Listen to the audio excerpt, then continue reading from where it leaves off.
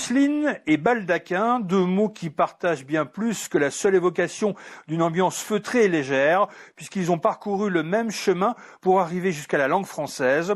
Nés en Mésopotamie, ils ont fait une halte de quelques siècles en Italie avant de trouver place dans les dictionnaires français.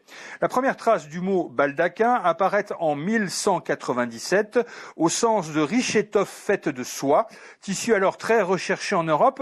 Son nom français descend de l'italien baldacchino, mot qui vient lui-même de Baldacco, qui n'est rien d'autre que la manière dont les Italiens prononçaient le nom de Bagdad. À l'époque, Bagdad était l'une des plus importantes villes de Mésopotamie, notamment réputée pour ses fabriques de riches étoffes auxquelles l'histoire a donc donné son nom. Ce n'est qu'ensuite, au milieu du XVe siècle, que le baldaquin a quitté son sens premier de tissu pour devenir cet ouvrage architectural fait de 4 colonnes et d'un dais. Il couronnait initialement un trône ou un autel avant de devenir partie de ce riche lit décoré qu'on connaît aujourd'hui. Et chemin linguistique à peu près similaire pour le mot mousseline, toile de coton clair, peu serrée, fine et légère.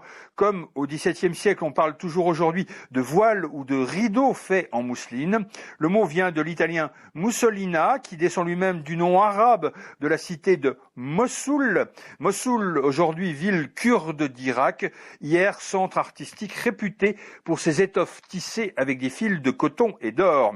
Baldaquin, Bagdad, mousseline, Mossoul. Reste maintenant à comprendre pourquoi ces mots ont dû passer par l'italien pour être introduits dans les langues européennes. Cela peut s'expliquer parce que jusqu'à la Renaissance, des villes comme Venise ou Gênes ont bâti leur puissance et leur richesse sur le commerce maritime avec le Proche-Orient et donc notamment avec l'illustre Mésopotamie, région du monde si déchirée aujourd'hui.